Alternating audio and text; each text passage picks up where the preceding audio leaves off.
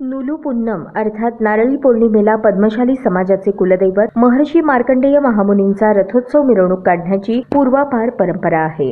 यंदाच्या वर्षी देखील समाज बांधवांमध्ये रथोत्सवाबद्दल मोठा उत्साह आहे। दरम्यान सोमवारी नारळी पौर्णिमेनिमित्ताने मार्कंडेय मंदिरात समाज बांधवांनी मोठ्या संख्येने दर्शनासाठी गर्दी केली होती। दर्शनासाठी भक्तांची मोठी रांग लागली होती। मंदिरात विविध धार्मिक कार्यक्रम पार पडले।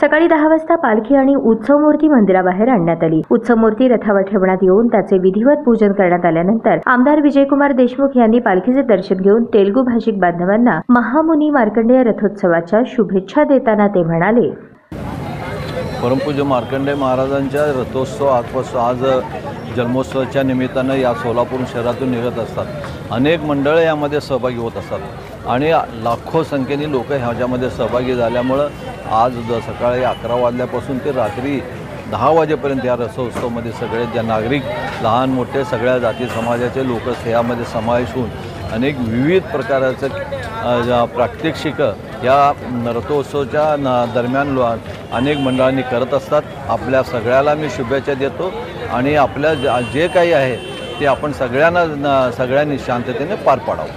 दरम्यान मिरवणुकीत अश्व, चोपदार, भालदारासह पालखीत शिवलिंग आणि बैलजोडीच्या रथावर उत्सव मूर्ती होती। यावेळी दर्शनासाठी रस्त्याच्या दुतर्फा भक्तगणांनी गर्दी केली होती। मिरवणुकीत बहारदार लेझिमचा डाव तसेच अंगावर शहारे आणणारे शक्तीप्रयोग, विविध डान्स ग्रुपने तेलुगू, हिंदी आणि मराठी गाण्यांवर आपली नृत्यकला सादर करताना दिसून आले। मिरवणूक मार्कंडेय मंदिर येथून निघून भारतीय चौक, रत्नमारुती चौक, जमखंडी पूल, पद्मशाली चौक, दत्तनगर, मार्कंडेय रुग्णालय, जोड बसवण्णा चौक, राजेंद्र चौक, बुलाभाई चौक, कन्ना चौक, उद्योग बँक, साखरपेठ, गुरुवारपेठ, समाचारपेठ, माणिक चौक, विजापूर वेस मार्गे मार्कंडेय मंदिर येथे उशिरा समारोप करण्यात आला।